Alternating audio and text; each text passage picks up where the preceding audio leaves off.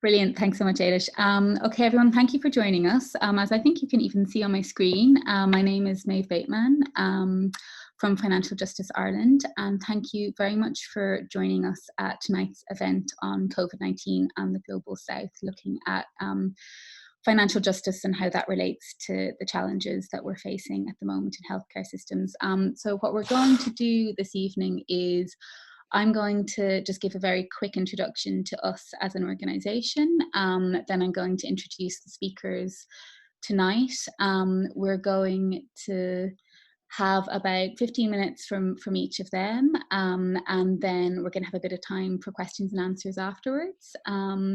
So I'll just kick off if that's okay. If anyone has any sort of technical issues, I think you can maybe put them in the chat box.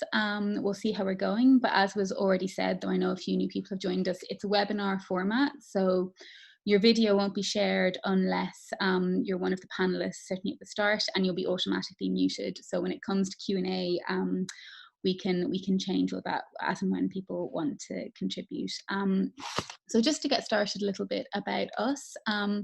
So Financial Justice Ireland, we were founded in the early 90s under the name Debt and Development Coalition, and we were part of that global debt movement at the time. We're a small Irish NGO. We believe in order to bring about a world free from poverty and inequality, we need a just and sustainable financial system.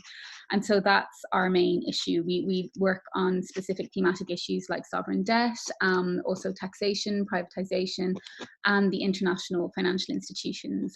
Originally, our focus was solely on the way financial system issues affected countries in the global south, but in the last 10 years, we also look at how these issues affect people living in Ireland.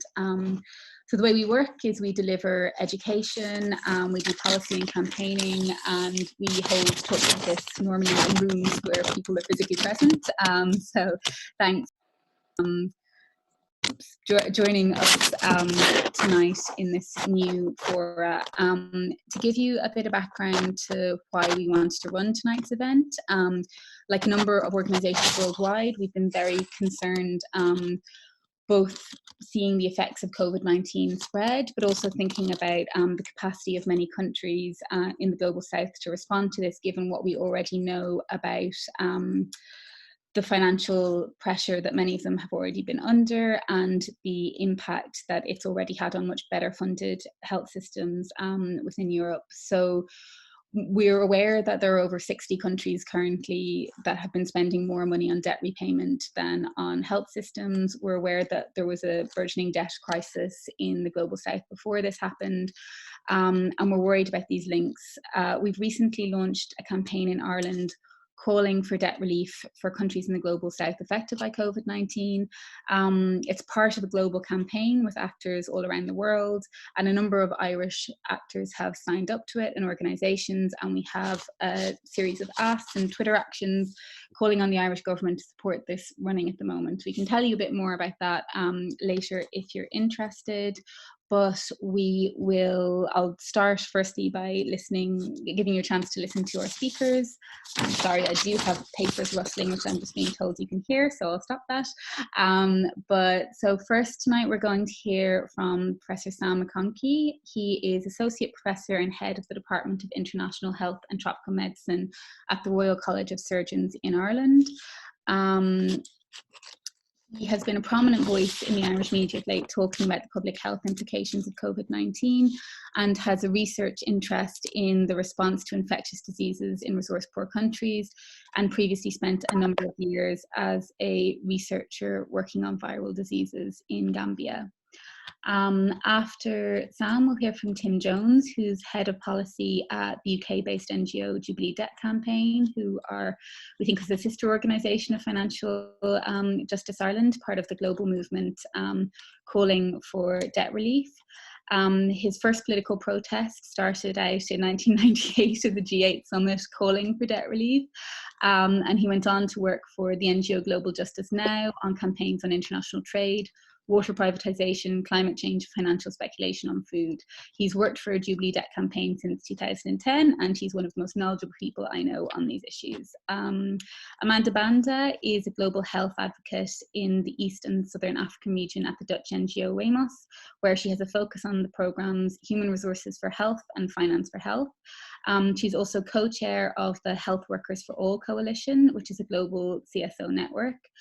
Prior to joining WEMOS, Amanda worked as HIV advocacy coordination for the African region with Médecins Sans Frontières and has over 12 years experience working in health advocacy in many countries across Africa. She has a background in international relations and political science at universities in Zimbabwe and South Africa, and she's currently studying an MSc in global health policy at the London School of Hygiene and Tropical Medicine.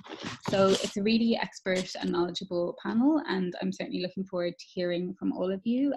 There will be a chance for questions and answers at the end, but for now, I'll start just by handing over to Sam.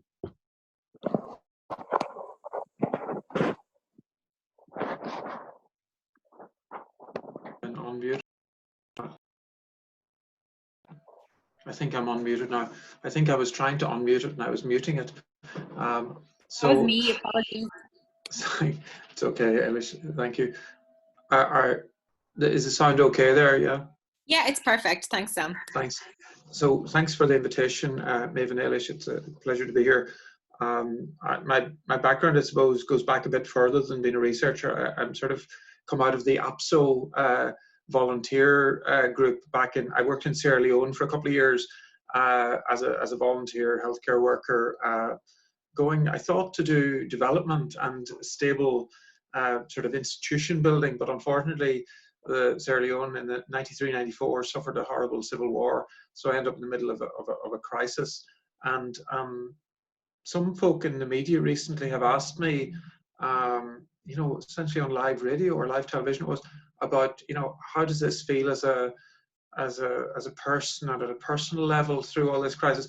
And what I said was, it's actually brings me back to what it was like to trying to respond in a good way as a medical superintendent and hospital leader in Sierra Leone in the middle of the civil war, where there was a lot of uncertainty about what was happening, and yet clearly we were seeing relatively large numbers of injured people, and listening to their stories and hearing the horrible things that had happened to them, and yet trying to then look after the staff and look after the institution and look after the population that we served and look after our own health in a responsible way as the leader. So we did a contingency plan there, and sadly all 7 steps of our contingency plan ending up getting implemented. So we end up having to close down the hospital and various things.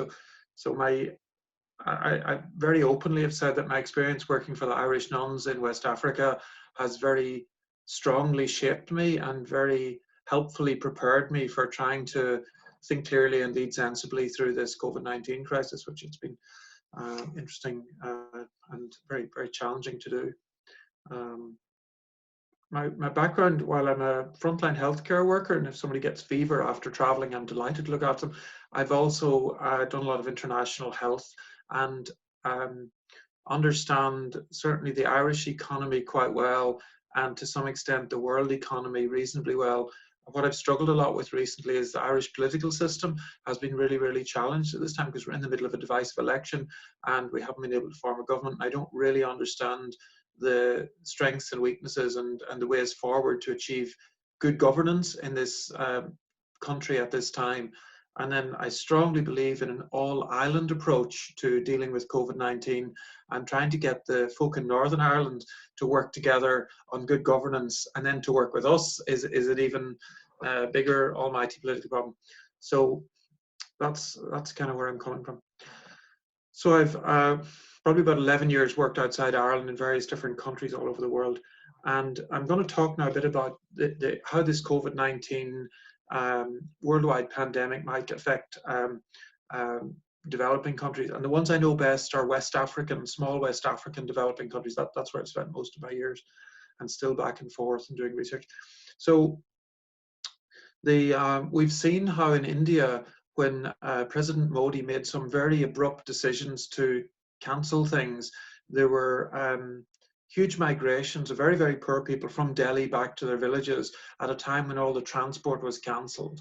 So what we realized is that some leadership responses can actually make things worse and really create a problem and horrible oppression of poor migrant workers who are made even worse situation by these rather precipitous decisions. Whereas if they'd been given 3 or 5 or 10 days notice to that, they could have actually moved to their home villages earlier, and that might be better. Whereas on the other hand, I'm thinking in rural Sierra Leone and rural Gambia, a lot of the economy is essentially subsistence agriculture. People are growing corn, growing rice, growing vegetables, some sheep, some goats, and some other animals. And that subsistence agriculture world is likely, in my view, to continue on as it has been. The issues that will change it are that exports of things like coffee and palm oil, which people grow in smaller amounts, markets may be disrupted, supply chains may be interrupted, as they are for everything. All our supply chains are upside down. So the subsistence farmers who were making extra cash by selling coffee or soybean or palm oil may not be able to do that, and then their source of ready cash is gone, so it's hard to make money. I think many developing countries have suffered what I would call direct foreign disinvestment. We've all heard in Ireland how people want direct foreign investment, with companies coming in and building factories like Intel to help us to make things that we can sell and earn some money. But unfortunately, in the last 3-4 months, there's been a huge extraction of money from developing countries, because many investors with lots of money were frightened that their money might disappear one way or another, and they've simply pulled out their money, and that's left asset values dropping, and it's essentially sucked wealth and sucked money out of those countries, and that's already happened. It's not something you can prevent today, because a lot of it's already happened, and having just loads of money sucked out of your country is very, very challenging for many businesses. It means businesses don't have working capital to actually do things. Banks don't have financial reserves that they can lend to businesses to buy and sell things, to manufacture things, to create services, to create wealth. So without some working funds in the system, individuals and small businesses and medium-sized businesses and large businesses simply cease to function. And that's been a real challenge. So unfortunately, there are going to be business failures. Almost certainly functioning enterprises, whether it's agricultural export enterprises or financial banks or whatever, are likely to fail. That will lead to unemployment, that will lead to poverty, that will lead to negative wealth. So I see that things will be difficult all over the world, but in many previously poor countries where there's some sort of business culture, that will cease or shrink a bit.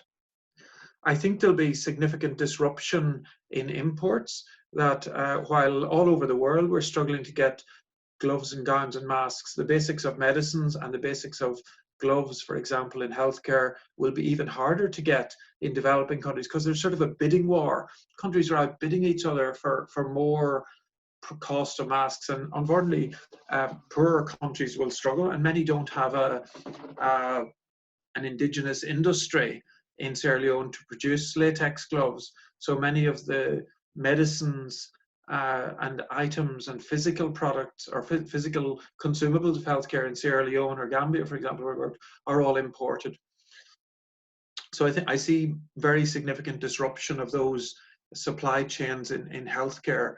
So I mean, I understand more about healthcare, and I'm sure other speakers will talk about the economic impact.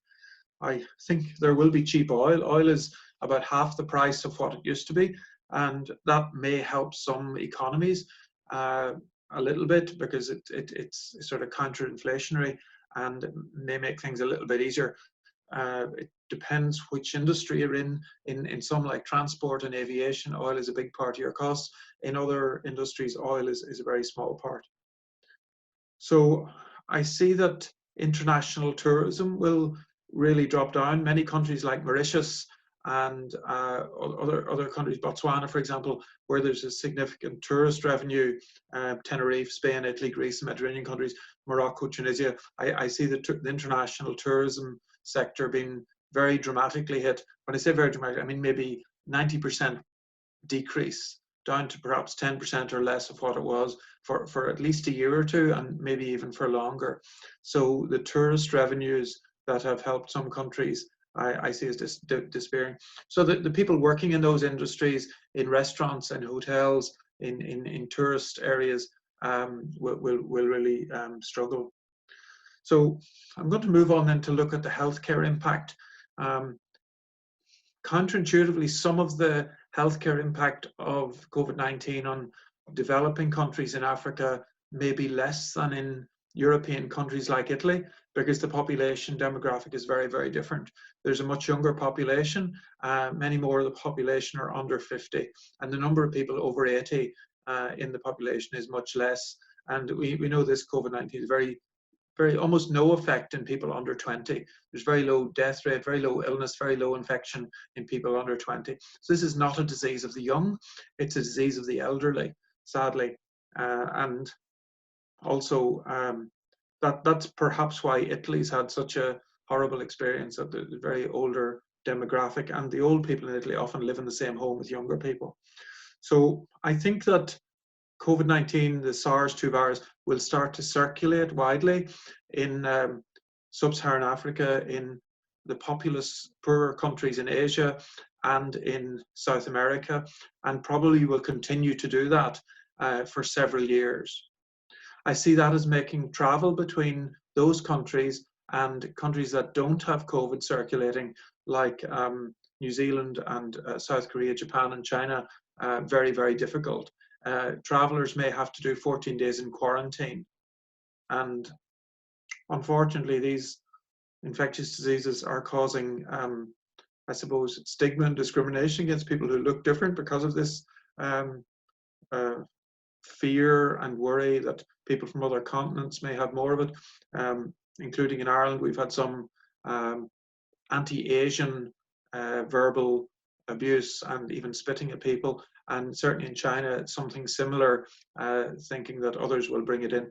So unfortunately, there's a bit of anti-migrant, anti-foreigner xenophobia, and sort of people use this as a sort of false justification for kind of nationalism and kind of an innate primal tribalism that comes out at these times. And that happens with lots of infectious disease, and certainly it's clearly happening with COVID-19. So that sense of sort of us and them tribalism is unfortunately a feature that many of us will have to try and call out and address, and try and say this is not actually a solution to help the COVID-19 problem. In fact, it makes it worse, and it's going to be some international solidarity and working together in groups that helps us to defeat it. Those were really the main points I had to make. So I'm happy to leave it at that and to take questions later.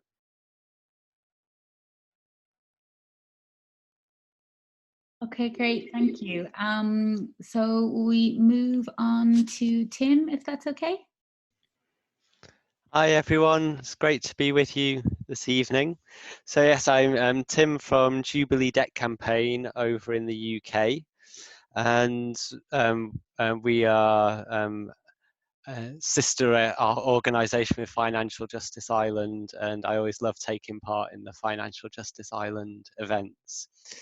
Well, I'm going to try and talk through a very quick overview of how debt has become a big issue in the global south before this crisis hit, and then the impacts of this crisis on debt, what we're now calling for, and how there has actually been a sizable decision on debt and debt relief by G20 finance ministers today. So I'm going to start by going back 15 years to in 2005, there was a round of debt relief agreed that reduced debts for many countries in the global south, and also the economic environment then meant that debt payments generally were falling for countries. But since the financial crisis began in 2008, that led to interest rates being very low in the Western world, in the Eurozone, in the US, in Japan, the UK. And it meant that speculators were trying to find other places that they could lend and make money. So there started to be a big increase in lending. And there are also new countries that started lending as well, like China. And during this boom in lending, unfortunately, many countries in the global south remained dependent on raw materials, commodities like oil, metals, cash crops. And the problem with those, there are many problems with being dependent on those commodities, is they vary wildly in price, and a lot of the benefit from them can go to just a small group of people, whether that's multinational companies or small groups of people within the country.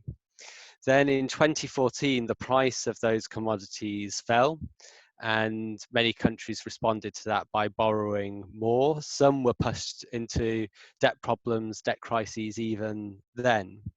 Overall, over the last 10 years, debt payments across the global south as a proportion of government revenue have doubled, and by the end of 2019 were at the same level as they were in 2004, just before the debt relief that was achieved in 2005. So by our estimates, over 30 countries were already in a debt crisis at the start of this year, and some of those were already seeing cuts in public spending in response to the crisis. And on past figures, 64 countries we estimated were spending more on debt payments last year than they were on healthcare. So you already had, at the start of this year, debt being a big problem in a lot of countries. And then the COVID crisis has then had this wave of huge impacts. As we just heard, there's been a big rush of money out of countries in the global south back to where speculators think it will be safer in the global north. The price of many commodities has fallen, especially oil. So countries that are dependent on exporting those for their income have seen a big fall in income.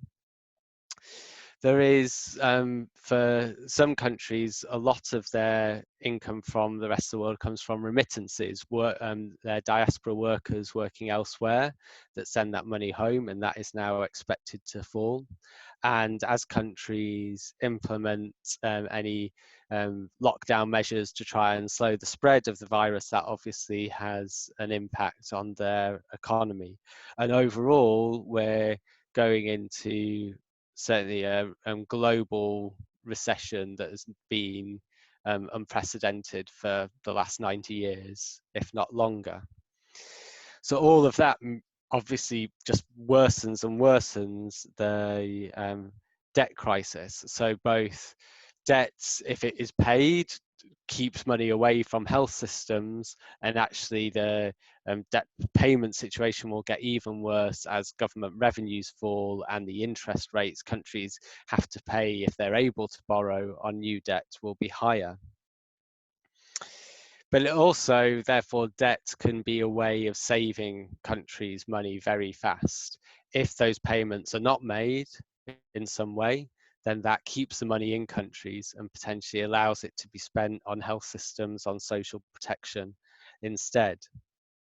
And so there has been a global coalition that Financial Justice Ireland have been leading on in Ireland, of over 200 organisations have called for an immediate cancellation of debt payments over the next year, and then a process to ensure that debts are cancelled down to a sustainable level as we come out of this crisis. We know that in individual countries, there are some economic policies being introduced that would have been considered impossible a few months ago. We need to see that same level of action in the international community to properly address the scale of this crisis. When we think about debt in the global south, it's probably best to think of 4 different categories. So there is, for a government, the debt that is called domestic debt, which is owed to people in the same country. And that is very much for the government of that country to resolve. And actually, often they might want to keep paying that because it's not doing so would cause financial problems for their banks. But then there are 3 other parts of debt which are owed to people outside the country. So one is owed to other governments, and that's traditionally Western governments like France and Japan that can lend a lot of money. But these days also includes especially countries like China and Saudi Arabia that have been lending a lot. Then there is debt owed to multilateral institutions like the IMF and World Bank. And then there is debt owed to private creditors in the rest of the world.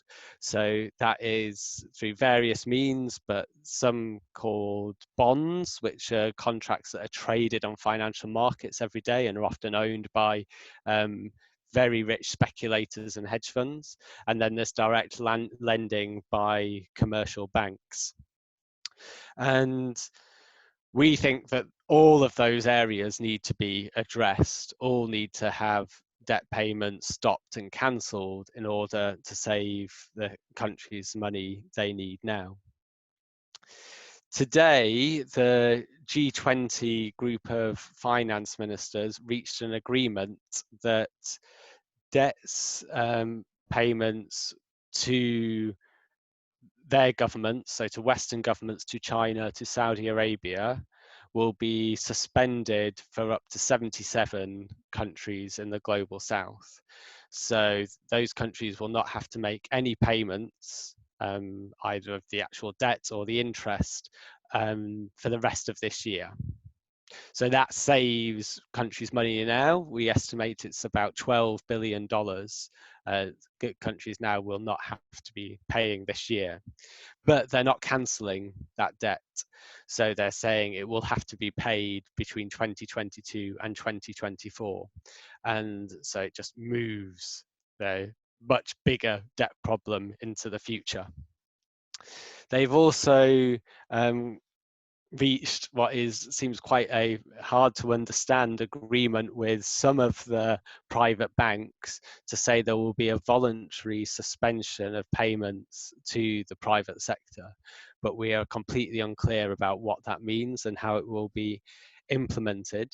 So the private sector debt is owed to lots and lots of different companies and banks. Most of that debt is owed under UK or New York law. For African countries, almost all of it is under UK law. And what that means is if a country stops paying, any creditor who owns any of that debt can sue that country in the UK or New York, depending on which legislation is relevant. And so we've been calling for the UK and New York to pass legislation that says countries can suspend their debt payments and they cannot be sued, so that it is easier for countries to stop paying that private debt for now. Then the multilateral debt, the IMF and World Bank, we're still not sure what's happening with that. The IMF have cancelled 6 months worth of debt payments for 25 countries of the poorest countries. But that is only just over $200 million. So it's actually quite a small amount. So we're calling on them to go much further in terms of it being longer and many more countries. The World Bank so far have refused to do any suspension on debt payments or cancellation at all. But one of the other things in the statement is a recognition that they probably will need to do more in the future, and a commitment to review the situation. So we have a situation now where something is happening. We need far more, and we need far more urgently to save countries more money now. But we also as we hopefully come out of this crisis eventually, that obviously feels quite a long way to all of us at the moment, there will need to be a way of cancelling debts down to a sustainable level for lots of countries. And we need that to happen this time in a different way to how we got it happening 15 years ago. It needs to not just be a one-off cancellation of the debt, but it needs to build in lots more systems to prevent these crises, debt becoming a problem in the first place. And so debt is important part of the conversation now, but it will continue to be for at least the next year. And we think it's a really important time to try and push for some big changes to get a much fairer approach to debt in the future, a much more responsible lending and borrowing happening to try and prevent debt becoming a problem in the first place. Thank you. Thank you so much, Tim. So I think we'll leave all questions till the end, and we'll just go straight over to Amanda. Thank you so much, and good evening to everyone.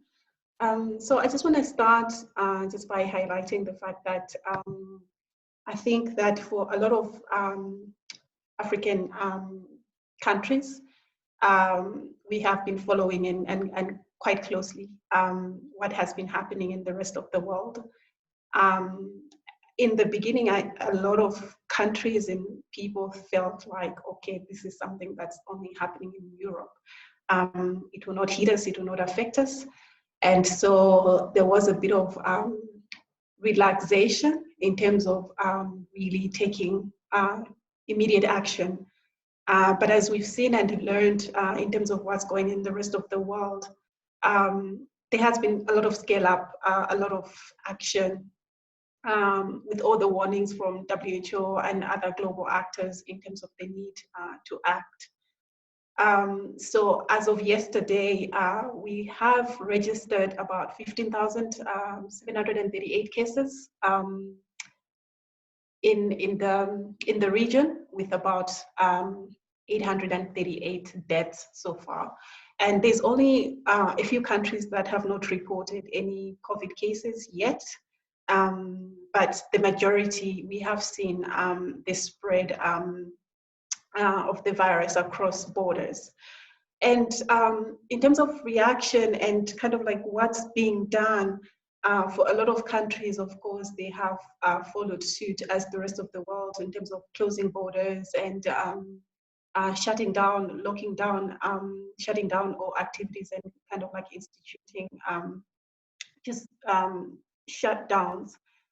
Where I am based in South Africa, initially it was announced that it will be 21 days lockdown, but as of last week, it has been extended with an additional 2 weeks.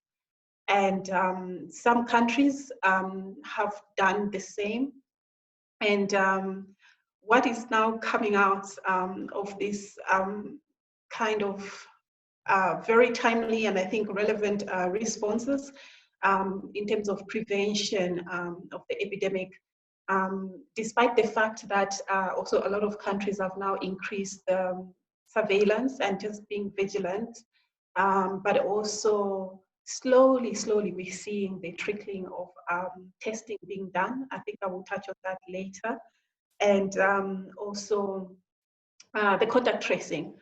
So I think for a lot of countries, they've moved towards the strategy of contact tracing, with a few moving on testing and isolation of cases, and really just being vigilant and taking strict surveillance. But as our context is very different from the global north, as you all know, this has posed challenges, I think, which allude to the insights that the previous two speakers have presented. I think that the economic impact is going to be very huge on our continent. It's been a challenge where the majority of the people in most countries, you're talking about 80 to 90% work in the informal sector. So the concept of working from home is elusive in our context. a lot of people are saying, well, I can then have to choose to die from COVID, or then I die from poverty or hunger, which I don't even have to start sharing the poverty indicators in a lot of countries in the region. So it's a big challenge for a lot of people to understand. This is something that we know is very big and is very scary, and is something that we need to take care of. We're not seeing that number of deaths yet, but I have to be out of the streets for a month.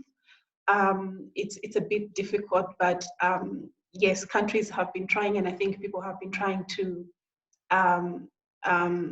be at home, which itself has raised a lot of problems, as the rest of the world, an escalated number of gender-based violence cases. The is also escalating in a number of countries. But you're also talking about a region that has very high disease burdens and very basic and often lack of access to health services. So you have populations that have been already damaged and devastated by HIV. There is a lot to deal with TB and malaria. And it's almost like people are kind of like caught in this situation where you really have to now not necessarily choose, but it's like we are getting to that space where populations will be caught between a hard rock, really. Given the fact that one of the speakers has already alluded to the economic impact that a lot of us fear is going to have more devastating and damaging impact, and will probably cause more deaths in our context than COVID itself. And so a lot of countries are thinking about how do we then put in a different kind of response. So we have learned what's working in the global north, but it will not necessarily, so we have to take some of it, but we will have to think differently in terms of what exactly are we going to do to make things work in our context and in our region. So just going back to the points that have been raised by the previous two speakers, I just want to touch on the issue of the collapse of the health system in a lot of African countries.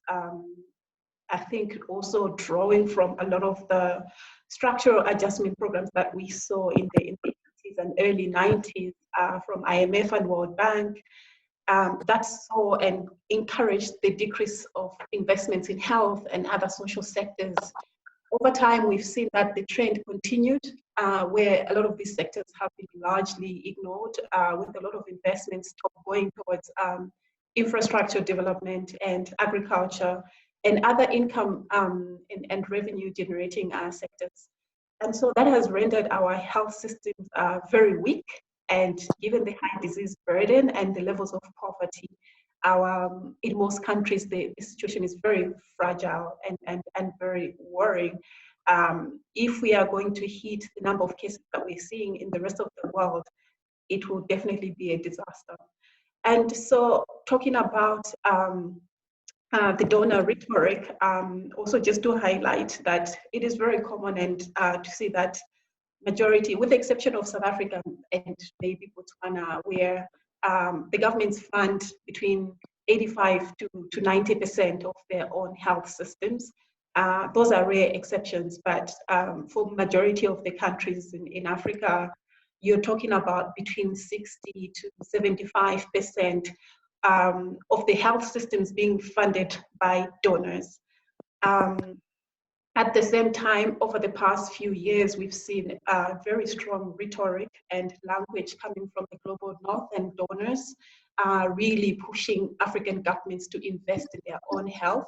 And so I had just a quick review on the African Union scorecard on domestic financing for health, looking at the spend per capita, looking at percentage of the national budget that is invested in health, but also percentage of health spending on the GDP. So you have only about 14 countries that are actually meeting the minimum spend of $86 per capita. only about 5 countries are actually spending about 5% of the GDP on health, and only 4 countries actually are allocating the national budgets towards health. So that leaves us even more fragile and weaker. And with what has been happening in the past few years of this increased donor push, countries to really invest in their own health, we saw a number of reforms taking place in the health sector, with discussions and discourse moving towards alternative financing for health. And that has meant different things for different countries in terms of considerations of what they are willing to do and not.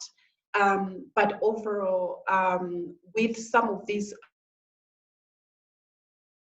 options, we are now increasingly seeing that there is more risk then also of excluding the populations that need health the most, and increasingly also the lack of access and inequality in terms of accessibility to health. And so the rise of the concept of the public-private partnership also has been what a lot of countries have adopted without really examining the risks and the impact and the potential harm and damage that this can have. Some countries, I just want to give, I was thinking of multiple maybe cases and examples, but I thought that coming from this kind of like lens and discourse, what we have seen in terms of policy shifts for a lot of countries is the drive towards private care in public hospitals, which means that people have to pay for services. There is a misconception that actually people can afford to pay. And so given that misconception, there has been developments across quite a number of countries, more so in Malawi, Uganda, and Kenya, where actually governments are turning or actually building, if not turning existing public facilities or sections of them into private kind of like care facilities or sections of them. So if I am sick, I have to decide, do I go to the normal section of the hospital where I have to wait usually 5 to 10 to 12 hours to be seen by a nurse or whoever medical profession is there, or do I just go to the private section of the public facility where I pay and I get to be seen quicker and I'm given not the best of care, but at least somewhat better care.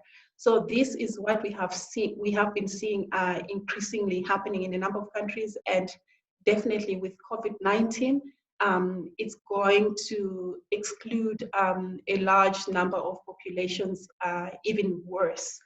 And given the fact that the donor dependence that I have mentioned, and we have seen right in the beginning of the epidemic, the initial reaction by a lot of countries in the global north has been self-preservation and kind of like, just self-preservation and not really thinking of the global solidarity and kind of like having a global outlook to the response. So that if resources are going to dwindle for the northern countries, which a lot of countries are dependent on, it could mean also less resources trickling in. And with what my colleagues have already described, the high debt burden, where most countries are paying 40 to 60% of the GDP just for debt repayment, I think it's also going to be a big challenge for countries to finance their health. And with COVID-19, we're going to see an expansion of the inequity and the exclusion of the populations that need the most care to access. I think we all know the gaps and the challenges of going for the public-private partnerships, in the sense that maybe I can just run it through the lens of the health system building blocks. I think in terms of supply, one of the previous speakers has already mentioned the bidding wars that are already happening with regards to testing kits, and we might see the same. We've seen India saying, okay, well, we will have to keep some of our medicines for our population. And so the whole supply chain will be impacted, which will mean not just for the people seeking care for COVID itself, but you have other diseases as HIV, TB, malaria, and others that I've already mentioned that really are at very high risk of really just returning to and diminishing all the gains that have been made in the past if some of these issues are not addressed. We have also seen with human resources for health in a lot of countries with this introduction of private care in public hospitals, but also independent private hospitals. It's very common in the region that doctors, nurses, and other health professionals work double jobs. So it's very common to find that somebody has a job in the public sector and they also have a job in the private sector. And so this mobility between sectors in country by the health workforce is also one of the negative impacts that we will see, but also potentially health workers migrating also to other countries, not just overseas, but also we have seen a lot of regional migration from one country in the African region to another country in the African region, and also in a lot of cases moving overseas. So yeah, I just wanted to highlight maybe those issues, and then we'll take it up further if there's comments and questions. Thank you so much. Thank you so much, Amanda, and thank you to all three of you. They were really interesting and valuable contributions. So I know a couple of questions have already come in the chat box, but maybe before we get to questions from everyone, I might just ask if any of the three panelists have any questions or reflections for each other. So to spring that one on you, but any thoughts or anything you'd like to say? And don't worry if not, I'm sure lots of people have their own questions as well.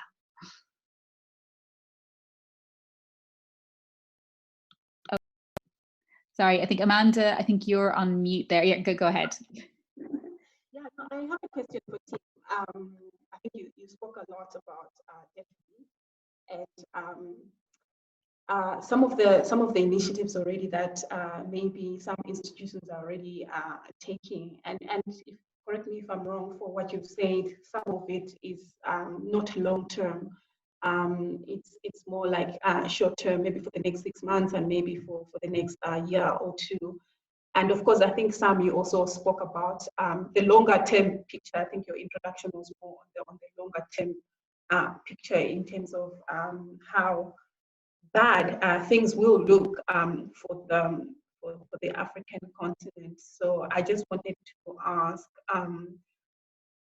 because I think the issue of debt relief is something that it's like there are discussions that are really happening between the ministries of finance and not so much engaging other sectors. As we know, the World Bank, IMF are very closed institutions to civil society organizations. So how do you see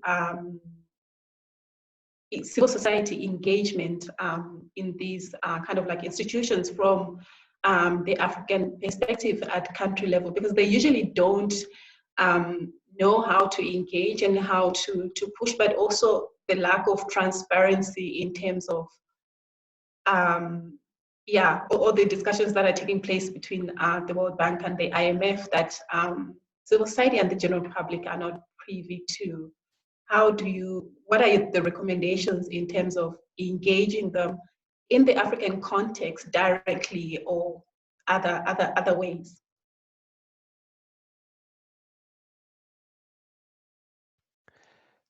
Thanks for those questions. I think on the first one, everything that the IMF, World Bank, the G20 governments are discussing at the moment is short term. So it is anything they have not announced so far is mainly it's just suspended debt payments for the next 8 months, but they'll officially still need to be made in the future on top of all the other debt that was already due to be paid then. And then what I didn't mention is that the IMF and World Bank have already started lending a lot more money as well. So again, officially that is supposedly to help governments now. And in theory, it does mean that those governments have more money now, but it just creates far more debt in the future. And we, with the Ebola crisis, one of the things that happened then, particularly for Sierra Leone, was there was lots more money lent by the IMF, and that was now coming due to be paid over the next few years, and that was threatening another debt crisis in Sierra Leone. I would be interested in your views on the engagement with the IMF and World Bank. I think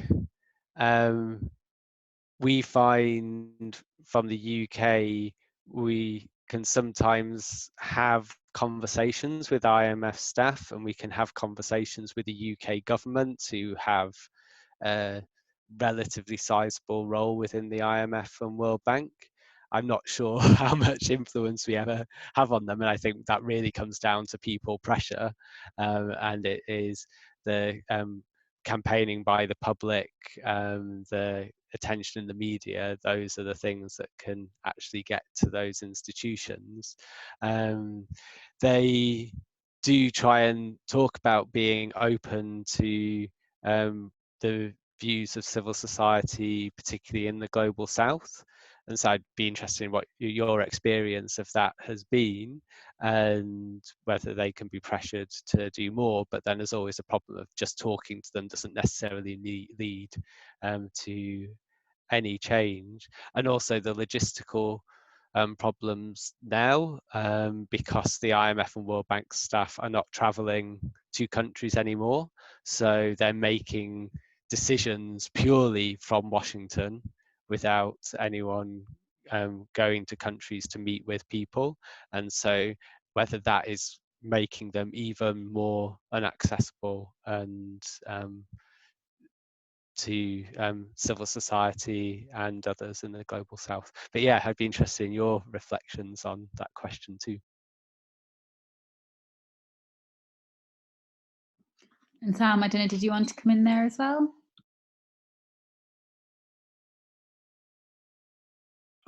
Thanks, Amanda. I think it's a great question. Obviously, I've lived for many years in Gambia and Sierra Leone, and I have lots of interesting discussions there. My view is that, unfortunately, when we're faced with sort of a complex world, there's a tendency for many of us to sort of make it into simplistic binaries, that there's sort of the good people and the bad people, and some are the good and some are the bad, and put people in these simplistic categories. Unfortunately, my experience is that the world's much more complicated than that, and we all have to try and understand these institutions as not just a homogenous single agent, but as the sort of end working institution of the diverse political agendas of many different constituencies, some with more power than others, and some with more of a vision than others, and various different motivations. So it's a fairly segmented, sort of nuanced, complex power struggle, rather than just a simple organization. I mean, I'm an amateur student of politics, as I said earlier in my introduction. I'm finding the political engagements that I've been sucked into in the last 3 months in the south of Ireland and the north of Ireland by far the most difficult, and most difficult to conceptualize or understand, or even have a sensible advice for how they can move forward to make better decisions. And it's been, slightly frustration to me in this country and in Northern Ireland that the structures of governance, in my view, don't seem really fit for purpose right now. We need some sort of different governance structures, which I find it slow to move forward. So I think it's a very, very complex world. So I can understand why you're saying it's hard for people to engage, because it's not simple, in my view.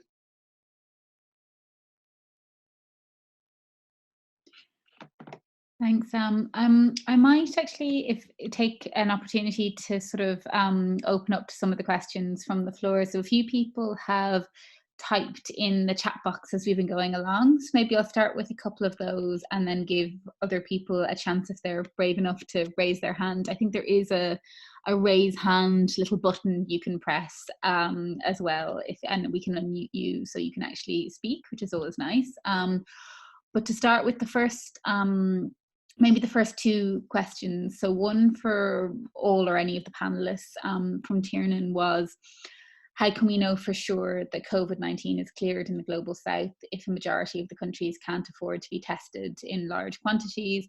And do we see donations and NGOs being the main solution to this issue? And then the next question from Joanne, who says she's a health worker, specifically for Professor McConkey, just saying, you mentioned that you were recommending an all-Ireland approach, but what response are you getting? Because that seems to make absolute sense from both jurisdictions on that. So maybe if we just start with those two, the one about the testing, and then that other one, and I'll just hand it over. I don't know who wants to jump in on the question of testing, Amanda or Sam?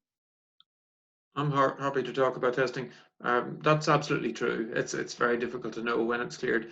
I think because the population there is so large in South America, Sub-Saharan Africa, and the populous poorer countries of Asia, it's in my view, it's profoundly unlikely that COVID-19 will be eliminated. Apologies, that's my phone. Will be eliminated from that area. I think just like all the other coronaviruses, or many of the other coronaviruses that circulate around, or influenza, or rhinovirus, metapneumovirus, adenovirus, and so on, it will continue to circulate. So I think that the world is really going to be divided into two countries, as I said earlier, the coronavirus circulating one, which will almost certainly include most of the global south, and then the coronavirus free one, COVID-19 free one, which will be New Zealand, China, and Japan, and South Korea. It's not clear to me which Ireland will be in. That's the big question, and Europe might well be in the circulating one as well. So I completely agree with that questioner. On the second question then, was about Ireland.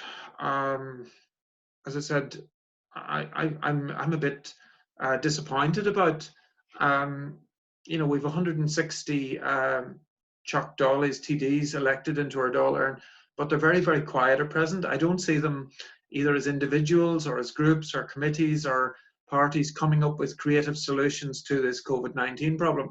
And similarly, in Northern Ireland, they now have 5 parties in a coalition government. They've Alliance, Greens, Sinn Féin, SDLP, DUP, and Unionist Party, and they're all over the place. They're actually fighting with each other quite openly in public, even though they're all in the same cabinet. So they haven't really got the idea that they're all on the same team and that they share collective responsibility for the outcomes. So I find the Northern Ireland governance situation very, very difficult when you don't have a cohesive team of people willing to take joint and communal responsibility for leading things forward. They're still just fighting their own sort of party political drum and banging their drum and fighting for their own party rather than fighting for the coalition government that they're in. So I'm sorry, I'm pretty hopeless about that.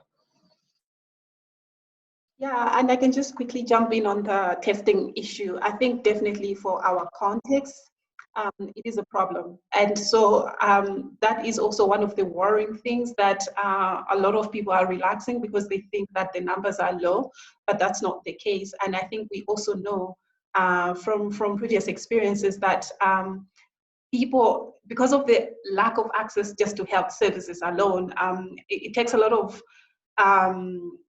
it's like people tend to just fight it out on their own. So I really have my doubts that a lot of the cases might not even be recorded. And I know, for example, in Malawi, there has been pressure from the community, from the population to the government to lock down, because people are presenting with symptoms and not necessarily going to hospitals. So as mobilization and education is going around regarding these are the symptoms, you have a lot of people saying, well, I had that, I just didn't know that's what it was, but maybe that's what it was, I would never know. And some people died, some people have recovered. And so the lack of testing is a huge challenge. And I think also looking at the problem of procurement and supply, the bidding wars, I think a lot of these countries are going to be on the losing end. First of all, they don't have the money, they don't have the political power and the muscle and the production capacity to do things on their own. So I think we should not relax with the numbers that we are seeing as the true reflection of what's happening on the continent. The problem is definitely much bigger than it is represented in the numbers. Thanks, Amanda, that's great. I'm just going to ask, so she didn't get a chance to put it in the chat box, but because she can't raise her hand, but Ailish said she had a question. Because she's a host, she's not able to do it that way. So Ailish, do you want to ask your question? Yeah, thanks. Amanda, I just wanted to ask, first of all, thanks a million. That was really informative. I really appreciate it. I just wanted to ask, like you talked about the fact that countries in the global north have been trying to encourage countries in the global south to increase spending on their health budgets or to decrease the donor percentage going towards their health budgets. But I mean, in the global north, certainly in Europe, there are a lot of constraints on governments, like legal constraints on government spending on public services. So there's a kind of a contradiction there. And I just wanted to ask for a bit more information about that contradiction. So if a donor is saying to, say, Malawi, we want to have your health budget be less dependent on foreign aid, what is the solution they're proposing? That the government tax companies more, that they tax wealthy people more? How are they proposing that gap be filled? If you could tease that out. In no way a leading question at all.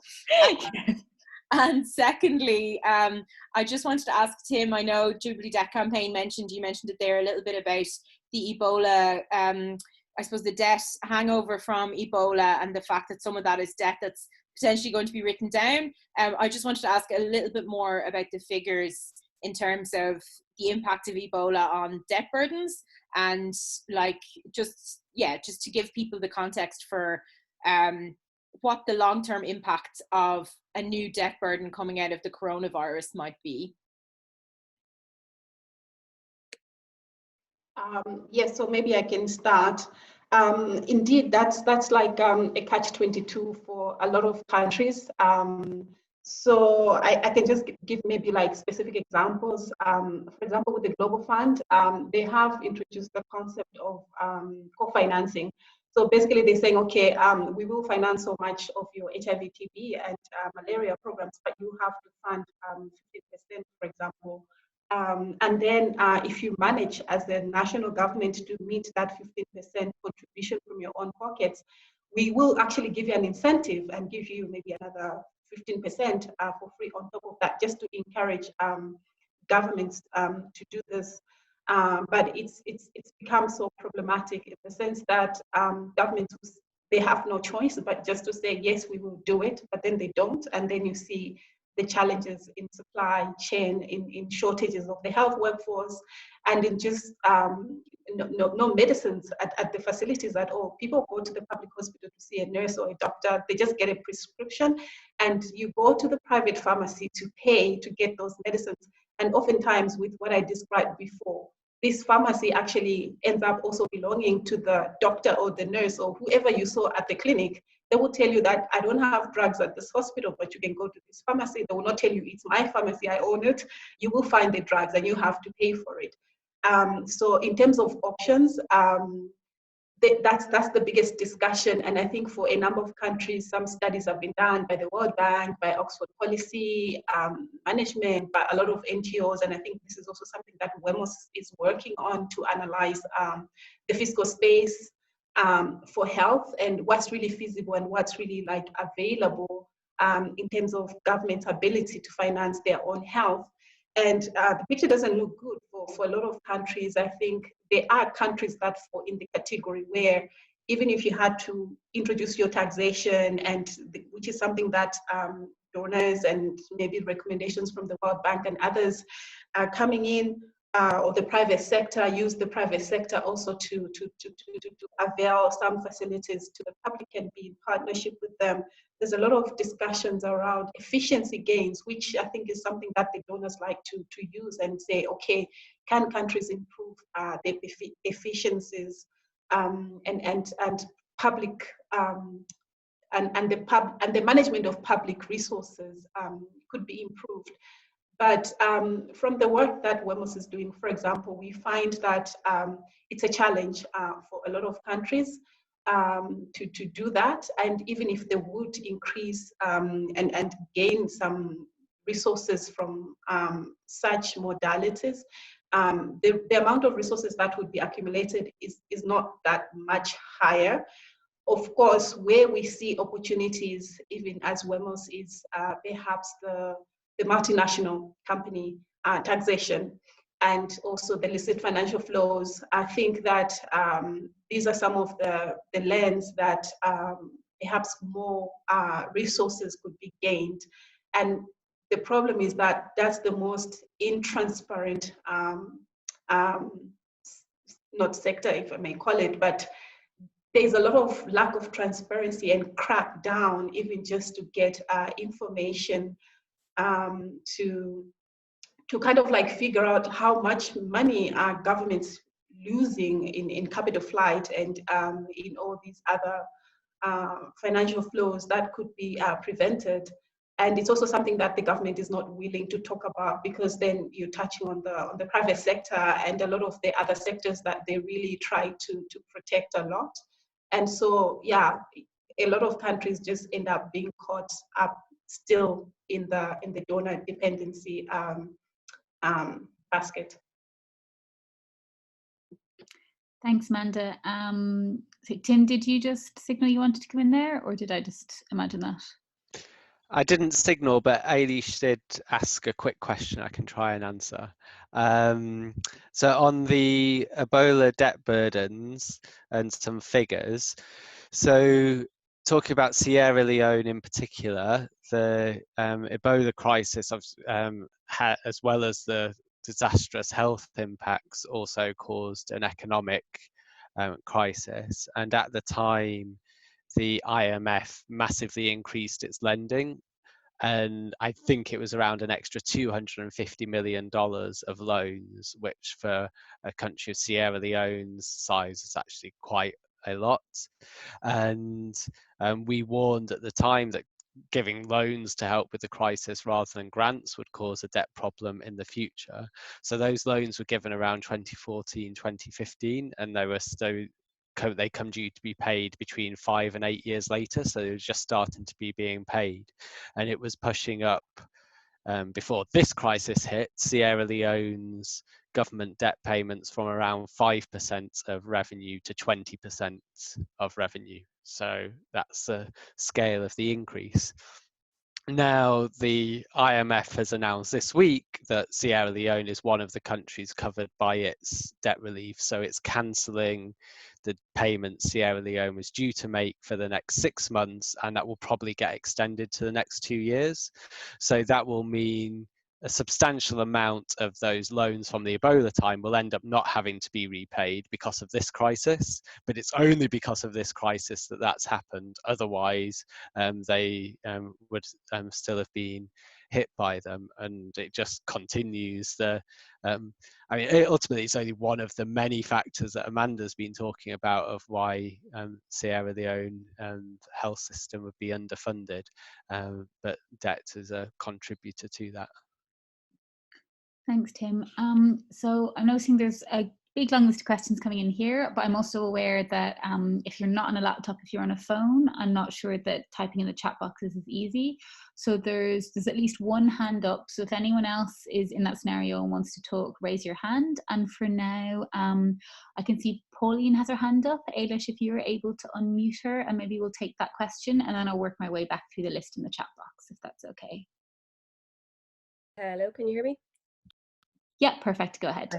Thanks, Maeve. Yeah, so I'm Senator Pauline O'Reilly with the Green Party, and I suppose I'm interested, obviously, in some of the comments that Sam has made, but also just more generally, obviously, we have had an election here recently in Ireland. The Dáil has failed to sit to the extent that it would normally, and the Seanad has not yet sat.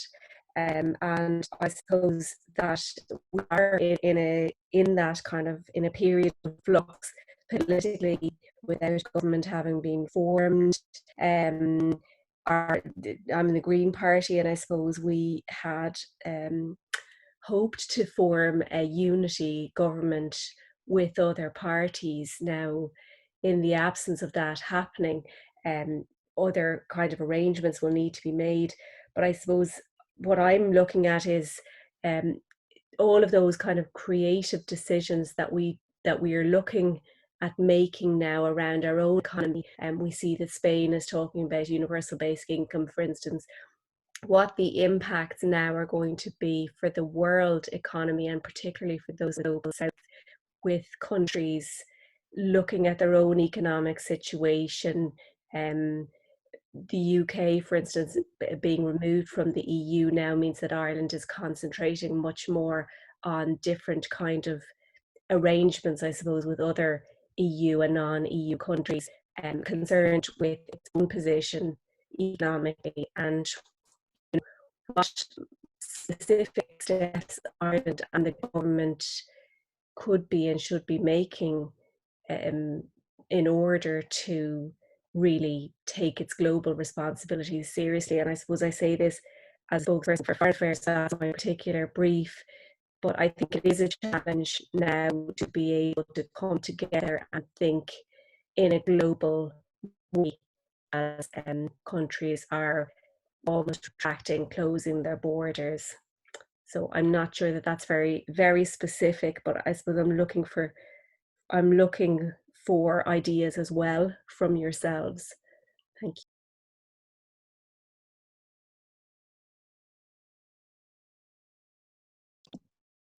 Yeah, maybe I can comment one point in terms of what can Ireland be doing. I think that we're seeing now, I think I would say maybe for the last week, I've seen some discourse coming up regarding this needs global solidarity, and I think that countries need to realize that nobody's going to win this alone. Either way, it's going to impact everybody else. And I think what would really be interesting for governments in the global north is to take up that leadership position in mobilizing. And I think that mobilizing other global north countries to really have this global focused type of response, being it in controlling the epidemic, but also the long-term economic impact, as we are very interdependent now. Whatever happens to one country will impact and affect a lot more countries. So moving from this, let me protect my country and my citizens and my economy first before I think of everybody else. Fair enough, but at some point I think that we definitely need that leadership in mobilizing the global north specifically, and also really bringing in all the voices from the stronger global south and countries to really sit and think what is going to be the global strategy regarding overcoming this pandemic, and also the economic impact itself. I think that perhaps Tim and Sam might have better comments on this, but I feel like leaving it to the IMF and the World Bank alone is going to be disastrous. We all know that. And somebody has to take that leadership voice at the global north to challenge some of the recommendations and some of the solutions that will be coming from the IMF and the World Bank, because we've seen over and over again what damage that has done. Thanks. Yeah, I was going to say more or less exactly what Amanda's just said, so I won't repeat it. Tim, do you have anything to add? The one thing I would just point to in a very quite an economicsy thing is that the global north has this advantage that their central banks have are quite free to create money at the moment. So that is one of the ways in the UK and the US and the European Central Bank have been able to help governments expand their spending because they can just create the money to do it, and that doesn't risk inflation at the moment. Now, in theory, that is possible on a global level as well. There is something called creating special drawing rights at the IMF, which is a global way of creating money, which could then get money to every country in the world to help them with the crisis. There's a international battle going on about that because the US is resistant. But in terms of if we can get European countries to have more global solidarity, then even if they can't get this creation of money at the international level happening, just small percentages of the amounts that the European Central Bank can create could have huge benefits in the global south. And so at the moment, it feels like it's hard because countries have been turning in on themselves, but there is lots that could be done if we can convince any global north governments to act with more international solidarity. Thanks, Tim. Okay, so I'm going to run through, there's quite a few questions now, so I'm going to try and do them in groups. So I see there's a few here from Tom. So Amanda says many African countries depend on donors for 60 to 75% of health services, and mentions public-private partnerships. Are these one and the same? So maybe what's the relationship between public-private partnerships and donor funding of health services? And just a comment there about the World Bank and the relationship with the US. So maybe that's something also about the pressure that we can place on the IMF and the World Bank given their non-democratic nature. So is there a way, question for Tim, to pressure the European Commission or Council to put pressure on the World Bank? What's the best way to go about influencing them? And also just a comment about the importance of whatever vaccine will be developed not being the subject of a patent and being made available cheaply. I think maybe Sam, you might have some comments about that. And I might just throw one more in quickly. Panelists' thoughts about the argument that cancelling the debt of the global south would only end up transferring money from the working class in high income countries to authoritarian regimes or corrupt politicians in the global south. So that's a big cluster of questions. So I might just kind of throw it open to you all to answer the ones that you think are most relevant to you or the ones you were specifically asked. Maybe if we start with Sam. So the vaccine patent is certainly a good topic. If I'm allowed shameless self-promotion of activities I'm involved in, a group of us are involved in running a conference called Access to Medicines Ireland, and we've been doing 3 or 4 conferences in our CSI where I work over the last number of years, trying to highlight this sort of scandal about how often public money creates good vaccines and products, but then they're often brought into the hands of private companies who then make a lot of money from them. So there are various tools to do that, to avoid, if there's public investment or public funds in doing the research, to keep some public good value to everyone involved in it.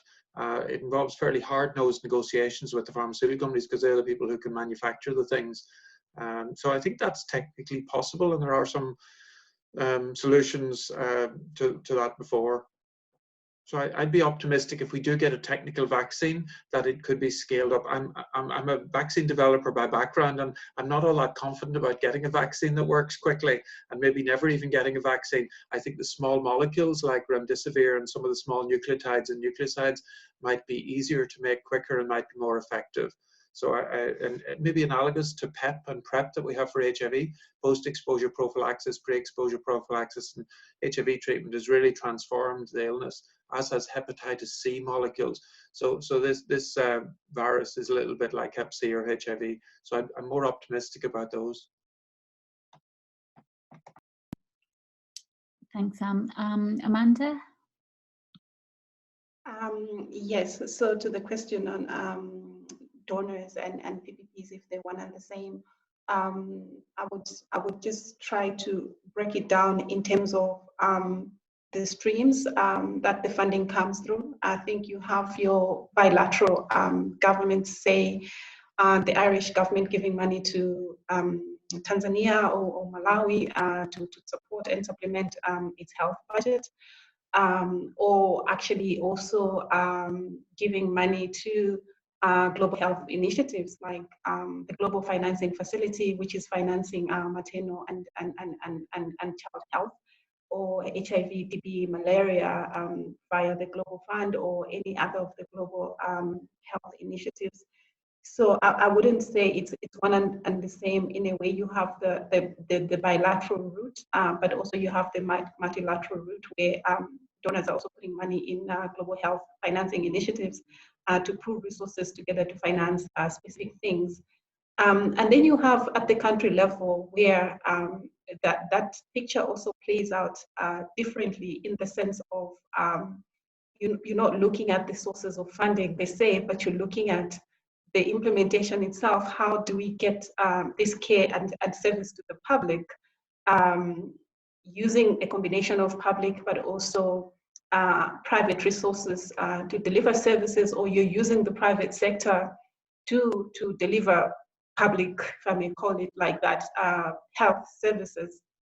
Maybe just to give an example, if it's going to make sense, my colleagues can tell me if not.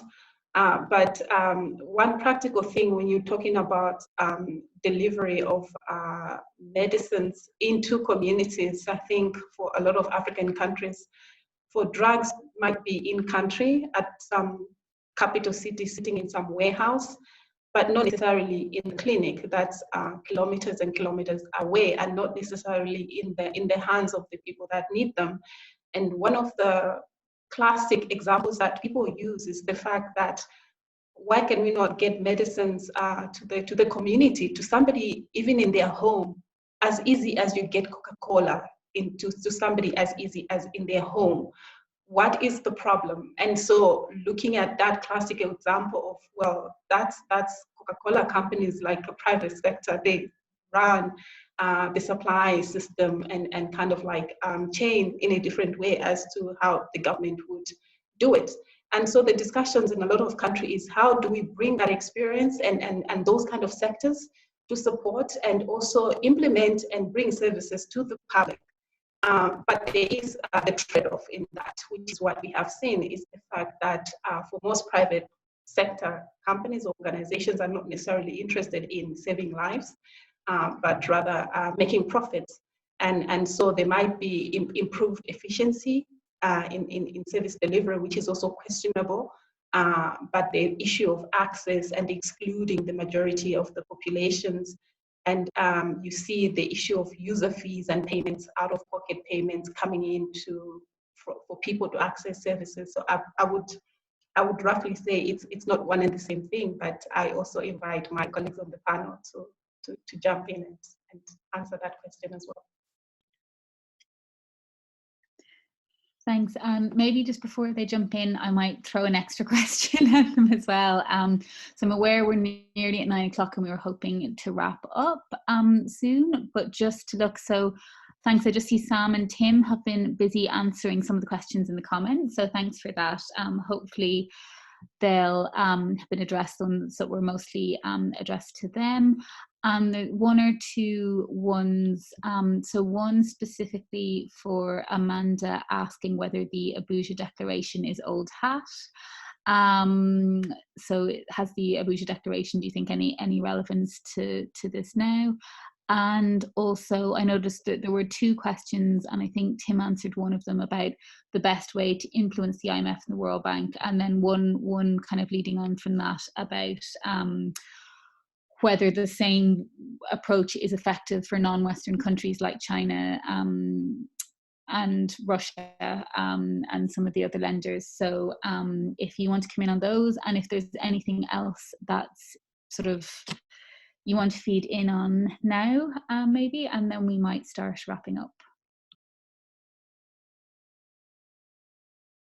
Yeah, so quickly on the Abuja Declaration, I think more and more it's been thrown out of the room as a good indicator of good investments in health. First of all, because only 4 countries have managed to do it since it was put in place and agreed on.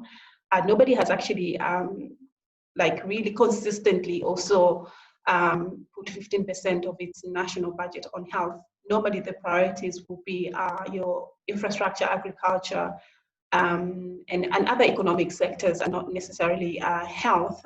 So you find that in most countries, health will be like your 4th priority in terms of allocation. But now more and more, I think the recommended kind of framework to look at what is good investment in health is looking at the percentage of the GDP that is allocated to health, and it's the 5% that's recommended. But also WHO actually recommends a per capita spend in, I think the minimum being 86%. And given the reality of most countries in the sense that they are not just depending on their own domestic resources to finance health, that 86% minimum spend, that is for low income countries. It has different numbers. I think the middle income countries and high income countries have different minimum spends, but for low income countries, it's 86%, and that includes your donor money and your own government money. And what we see, just to give an example for Malawi, I think they might be sitting at $38 to $40 per capita spend, of which a huge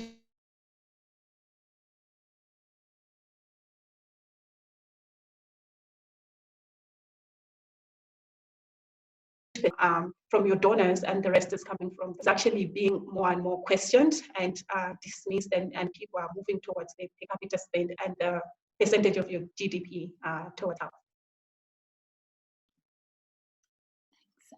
Tim, Sam, do you want to come in? I'll try and respond on the questions around who pays for the debt cancellation and the China and Saudi Arabia question. So there's a question about would debt cancellation just transfer money from the working class in high income countries? And I would argue no. Most of the debt is owed to rich speculators. So it's traded on financial markets by specialist hedge funds for many countries in the global south. And so not paying that debt means that there's some very rich people who would not make quite as much money on their speculation. On where money from debt cancellation would go, I would turn this question on its head, that there have been various scandals of the loans that have been given being part of corrupt deals. There's a case where 2 London banks lent money to Mozambique, which was all a front for the bankers and the politicians involved to steal the money. And now the people of Mozambique are the ones faced having to pay that.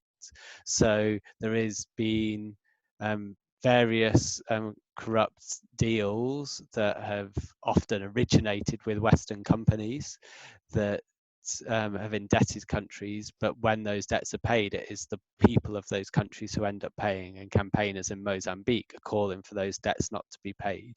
What we need out of any debt cancellation that is achieved is a new system that properly regulates lending to prevent those kind of corrupt deals happening in the first place. And we have lots of ideas of how that could happen, but that is where the corruption between the Western companies and politicians needs to be tackled. And then the question about what are the effective means for getting to non-Western countries. I mean, the good news is the non-Western countries have effectively already done a lot more than the West. So in the announcement today, much of the debt suspension is being borne by China and some others like Saudi Arabia. It's now, so they've gone further than the West because they're the debts that are being dealt with are the debts that are owed to them. The debts that we need to get tackled now are the ones that the West control, the debts to the private lenders and to the IMF and World Bank. And so it still does come back to those, getting to those Western governments. One of the reasons we've got some progress is because debtor governments themselves have been speaking out.